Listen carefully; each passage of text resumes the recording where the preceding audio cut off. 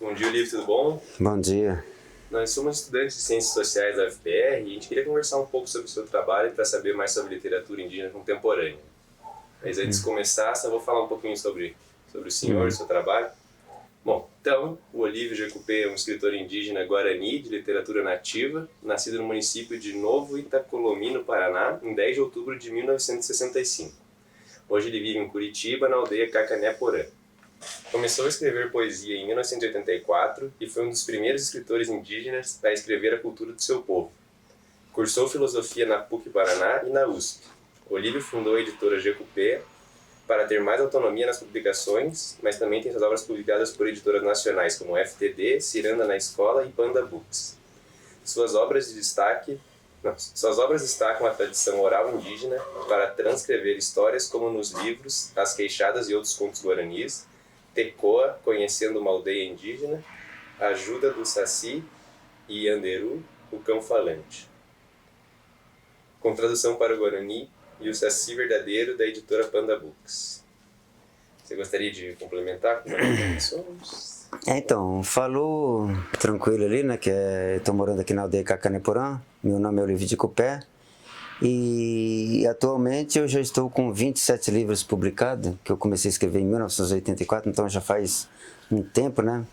E não sou o primeiro, mas tem outro grupo, dois indígenas do povo Dessano, que foi os primeiros indígenas a publicar livro, né? Depois surgiu também a Eliane Potiguara, e logo em seguida eu comecei em 1984, né? Então nós três somos referência nesse sentido, né? E depois começou a surgir outros escritores. Bacana. E eu até ia te perguntar também, que... Pode passar. Pode?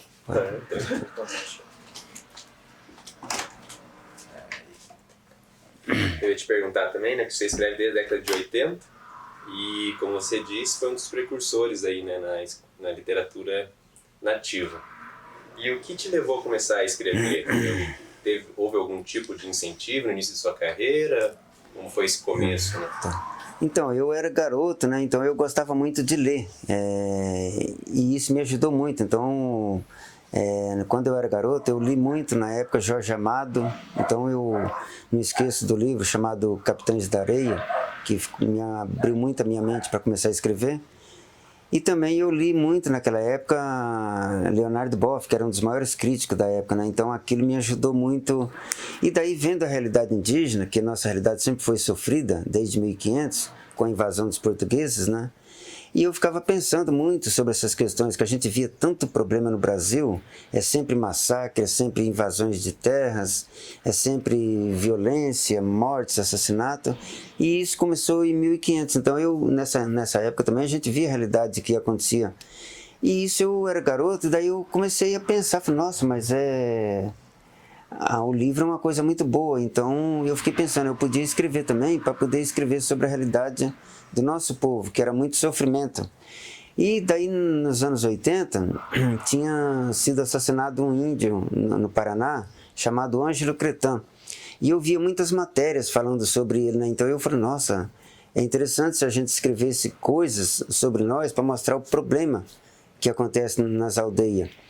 E aí eu comecei, em 1984, eu comecei a escrever com caderno e caneta, e comecei a escrever, falei, eu vou escrever coisas para poder mostrar. Então eu comecei a escrever poesia, para poder falar sobre os problemas, e daí de repente eu comecei a escrever romance também, para poder mostrar o problema, só que eu nunca tinha publicado ainda um romance. E daí eu comecei a escrever contos. Só que eu tive um problema, porque quando eu comecei a escrever coisas críticas. E daí eu não tinha experiência como que publicar um livro, como que chegar numa editora. Então a minha experiência foi quando eu vim para Curitiba e eu vim estudar PUC aqui em 1988, e em 1990 eu comecei a frequentar aqui em Curitiba um lugar chamado Feira do Poeta. E ali eu comecei a escrever minhas poesias para tentar divulgar que eu era um escritor. Só que não tinha nenhum livro ainda publicado. Então, quando eu fui para São Paulo, daí eu fui estudar filosofia na USP, aí eu comecei a procurar as editoras né? E eu vi que não tinha muito espaço, porque as editoras não estavam interessadas naquela época em publicar livro de autor indígena e principalmente um trabalho crítico. E aí eu comecei a andar em São Paulo e nada de espaço, não, era difícil. Aí que eu percebi que não adiantava, eu procurei uma editora pequena em São Paulo naquela época. Eu estava na USP, vi um cartaz lá de divulgação, que eles publicavam livro independente. Eu fui lá para saber como é que funciona isso. E aí eu lancei em 1993 meu primeiro livro de poesia, chamado Leópolis Inesquecível, um livro que eu fiz sobre a cidade de Leópolis, né? Então eu resolvi escrever e falei, vou ver como é que é. Então minha vida começou publicando livros independentes.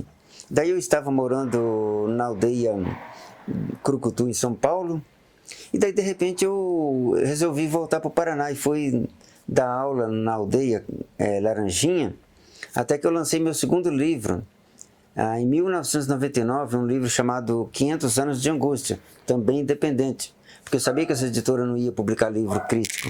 E aí eu voltei para São Paulo, e voltando para São Paulo, eu comecei a divulgar meus livros e vendendo, de boca em boca, porque daí o turismo vinha na aldeia, os turistas vinham, e eu comecei a vender para os professores. Aí eu comecei a publicar mais livros, daí publiquei um livro na época independente chamado Yarandu, o Cão Falante, daí lancei um livro Tcherecorandu, A Morte de Cretã, que é a história do líder que foi assassinado, Ângelo Cretã, tudo independente. Então a minha sorte é que a prefeita Marta Suplicy esteve na aldeia Curucutu e viu meus livros ali, tudo independente. Ela falou, nossa, um índio escritor? E daí a Marta falou, nossa, a gente tem que comprar o livro para distribuir em todas as escolas de São Paulo. E daí, por sorte, comprou Yarandu, Cão Falante, Tcherecorandu, A Morte de Cretã, e um livro chamado Verá, o Contador de História. E também comprou um livro chamado O Saci Verdadeiro. Aí o que acontece? Meus livros começaram a ficar conhecidos em São Paulo. Aí que começou a abrir caminho para crescer o meu trabalho. Muito bacana, Nível. E a gente também queria saber, além do seu objetivo literário, né, que você já comentou com a gente, havia alguma intenção social e política também na sua escrita? Quando eu era pequeno, quando eu comecei a pensar em escrever, eu acreditava nessa visão política, porque eu acreditava que a gente tinha que trazer um pensamento diferente, crítico e ao mesmo tempo textos de história, né, como ficção, porque eu observava que havia livros sobre os povos indígenas no Brasil, mas não era escrito pelos povos indígenas. E aí eu via sempre diferença, às vezes eu via coisas assim que não tinha nada a ver com a realidade do povo indígena. Ficções também que eles escreviam, mas não tem nada a ver com a realidade de um povo. E no Brasil nós temos mais de 300 etnias no Brasil. E as pessoas escrevem uma coisa genérica, uma coisa que eles vão criando ideias sem ter noção das coisas. E aí eu falei, não, o índio escrevendo eu acho que é melhor. Então isso é uma política, você trazer uma realidade diferente. Então já existia literatura indígena antes de nós. Então, desde Pero Vaz de Caminha, José de Alencar, onde eles escrevem a visão deles. Aí eu falei, nossa, mas a gente tem que escrever o nosso pensamento. Então é uma política diferente, uma cultura que a gente tem que mostrar de outra forma. Porque a literatura indígena sempre existiu, né? É o povo não indígena escrevendo sobre nós. Aí por isso eu criei o termo literatura nativa. Porque daí eu comecei a observar que nós indígenas vivemos numa aldeia e temos um pensamento diferente.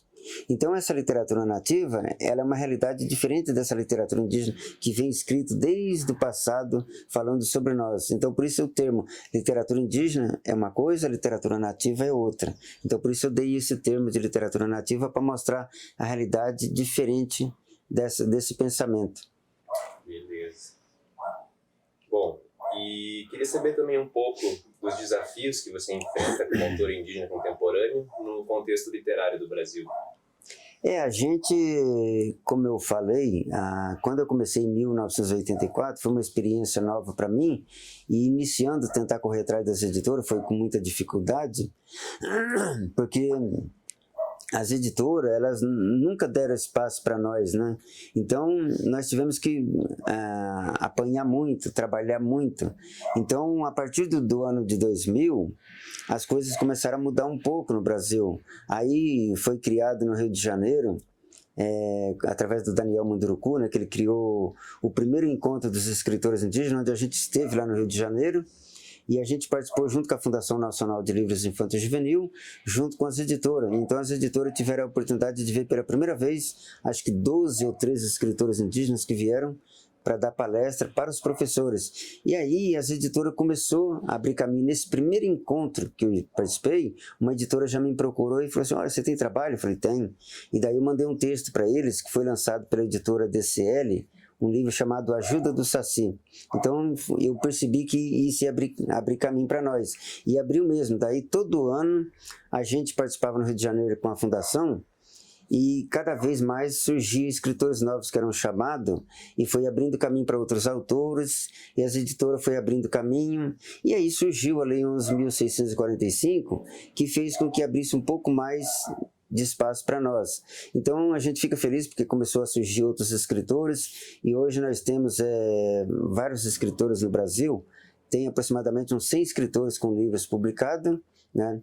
Inclusive está tendo uma exposição no Sesc Ipiranga em São Paulo, onde uma amiga nossa que fez esse projeto, acho que é Selma o nome dela, se eu não estiver enganado, e ela criou um projeto para poder juntar todos os escritores indígenas que ela achasse, procurasse no Brasil. E daí está tendo a exposição, está sendo muito bonito, porque mostra vários autores, inclusive tem livros meus lá, e tem livros, né, dos meus filhos, que são escritores, e tem livro da Jovina também, que lançou comigo, né, que a Jovina também é escritora, Caingangue, né, uma grande escritora que está abrindo caminho aí para poder lançar seus trabalhos também, né? Então a ideia é tentar trazer cada vez mais escritor para que tenha livros nas escolas do Brasil.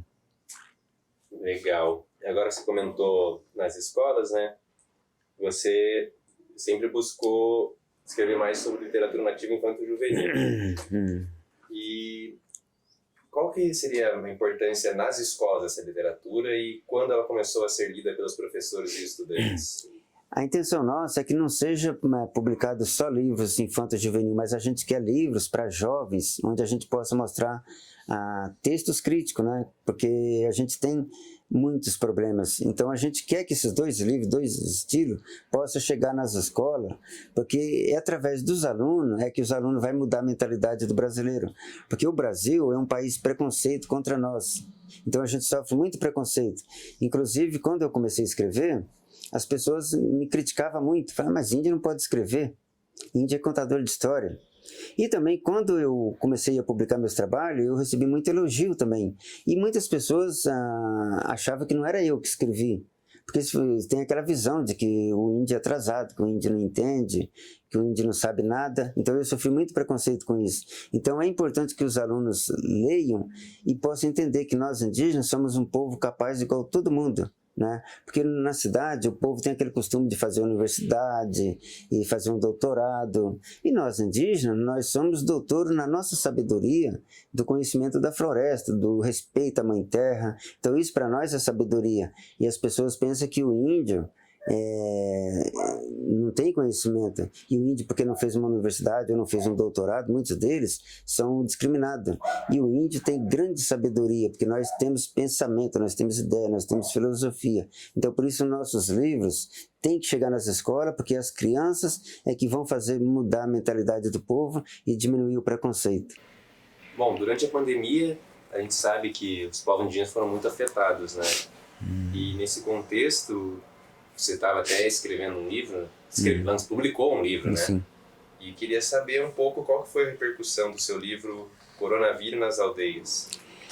Então, nós no Brasil, a gente sofreu muito com essa doença, porque não é novidade para nós, porque quando os portugueses chegaram aqui em 1500, a primeira coisa que eles trouxeram de presente para nós foi a doença, né? Então morreu milhões de índios.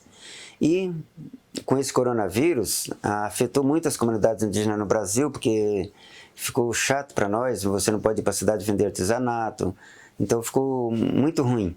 Mas o pior é que muitos indígenas pegaram o coronavírus e, inclusive, foi triste, morreu muitos indígenas e líderes conhecidos no Brasil, como Paulinho Paiacan, que morreu, o Carlos Terena, que é um grande líder, irmão do Marcos Terena, que morreu também. Inclusive, eu tive coronavírus e eu morava lá na aldeia Crucutu, em São Paulo, e foi criado um hospitalzinho de emergência dentro da aldeia. E inclusive eu peguei, e daí eu fiquei internado lá, né? Só que eu tomei um remédio para diminuir e foi bom. E daí nisso, enquanto eu fiquei lá cumprindo a quarentena, eu pedi para meus filhos trazer o notebook e eu aproveitei e escrevi um conto para falar sobre minha experiência nos dias que eu fiquei ali, acompanhando o coronavírus nas aldeias. E daí eu escrevi um texto. E daí, por coincidência, a Jovina também, ela pegou coronavírus e ela sofreu muito, ela quase morreu, mas ela tomou remédio também e sarou. E daí a gente, aqui em Curitiba, eu conversei com ela e falei assim, olha, você podia escrever também sobre a sua experiência. Daí ela escreveu sobre a experiência do coronavírus que ela teve, e daí a gente resolveu juntar esses dois textos e publicar um livro. E daí, por coincidência, a gente tem esse livro, é uma publicação pequena, e o livro chama Coronavírus nas Aldeias. Eu estou esperando o livro chegar, porque a editora já publicou, mas estou esperando aguardar esse livro chegar aqui para a gente divulgar. Mas é uma história que vai ficar registrada, né? Porque nós sofremos muito com o coronavírus e a gente tem que se cuidar. E uma primeira coisa que os brasileiros precisam aprender é respeitar a floresta, porque muitos indígenas estão vivos porque existe floresta, porque alguns morreram, mas a floresta é a maior proteção nossa, porque tem muitos remédios que a gente pode tomar para evitar e combater o coronavírus, né? Então, na cidade, só pensa no remédio da vacina, só no remédio científico, e a gente tem muito remédio do mato que pode curar. Então, o povo tem que respeitar a floresta. Então, é a melhor coisa para a gente se prevenir contra as doenças. Com certeza. E você acredita que a literatura nativa pode contribuir para um maior esclarecimento da população brasileira quanto às nossas próprias origens? E também você acha que ela poderia contribuir para conscientizar a sociedade brasileira sobre a importância de preservar o conhecimento ancestral dos povos indígenas? Então, a nossa literatura, ela tem muito a contribuir com os professores no Brasil, porque os professores sabem pouco sobre os povos indígenas. E também, através de universidades, o livro, tanto meu quanto de outros autores belíssimos que tem por aí, né? Eles podem ajudar as pessoas a terem conhecimento, porque o conhecimento é que faz as pessoas terem uma noção. E o brasileiro sabe que o Brasil foi criado em cima, as pessoas não gostam de ouvir essa palavra, mas eu vou ter que falar, né? O Brasil foi criado em cima do estupro dos povos indígenas, né? Então, quando os portugueses invadiram aqui, houve muita sacanagem, podemos dizer, que levava as mulheres como escrava, e ali houve o abuso. Então o brasileiro foi criado em cima disso. Então todo brasileiro, por mais que ele tenha preconceito contra a gente, ele carrega na unha um pedacinho dos povos indígenas, né? Então as pessoas têm que respeitar a gente, porque quando ele não respeita a gente, ele está desrespeitando ele mesmo. Então a ancestralidade é isso, as pessoas conhecerem a nossa cultura, para que ele possa valorizar, porque tudo que se tem no Brasil vem dos povos indígenas, não trouxe da Europa, desde os remédios medicinais, a cultura, né? A gente fala aqui no Sul, o brasileiro, o povo aqui do Sul usa muito o chimarrão é dos povos indígenas. O açaí, que é tão conhecido no Brasil, lá no Pará, que hoje é conhecido mundialmente, vem dos povos indígenas. O amendoim que se come vem dos povos indígenas. Brincar de bolinha de gude veio dos povos indígenas, né? A peteca, que é conhecida no Brasil, ela veio dos povos indígenas, né? As palavras, nomes de rios, nome de cidade, nome de tanta coisa, vem dos povos indígenas. E por que se fala muito sobre os povos indígenas? Porque o povo está aqui no Brasil, teve que aprender. Porque quando os portugueses chegaram aqui em 1500, nessa invasão, eles não trouxeram marmitex, eles tiveram que se adaptar a que o índio come. Então tudo que se come vem dos povos indígenas. Então a cultura brasileira é uma adaptação do que vem dos povos indígenas. Então é preciso respeitar isso, porque quando você respeita isso, você já está carregando a ancestralidade. É isso. E por isso esse ano agora eu tive uma sorte. Eu publiquei um livro chamado O Choro da Mãe Terra, que é muito bom. E esse livro, eu tive uma sorte que eu tive o patrocínio do DJ Alok, que ajudou muito. Esse livro é muito bom, porque eu mostro muito essas coisas sobre a questão indígena em geral, né? Desde a invasão, né? O Tratado de Tordesilhas, que mostra tudo isso. E daí eu tive uma sorte também, que esse ano eu lancei, há 2 meses atrás, 2 livros. Um livro chamado História de Piragui, pela editora Ciranda Cultural, e lancei um livro chamado A Explosão do Dipotá, que é com os meus filhos, porque meus filhos, todos eles são escritores, né? E agora vou lançar um livro pela Ciranda Cultural também, que chama Quatiaporã, que vai sair em breve.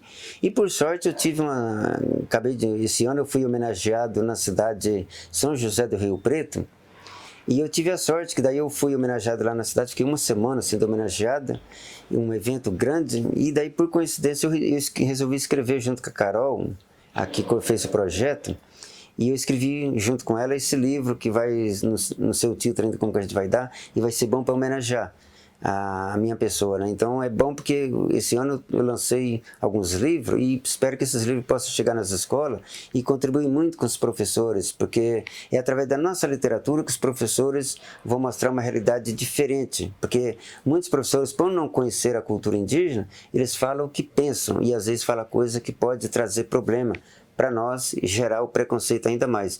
Então, 2024, vamos ver se mais livros a gente consiga publicar também. Beleza, muito obrigado, Lívio, por disponibilizar seu tempo e podemos encerrar. Tá, joia. Obrigado.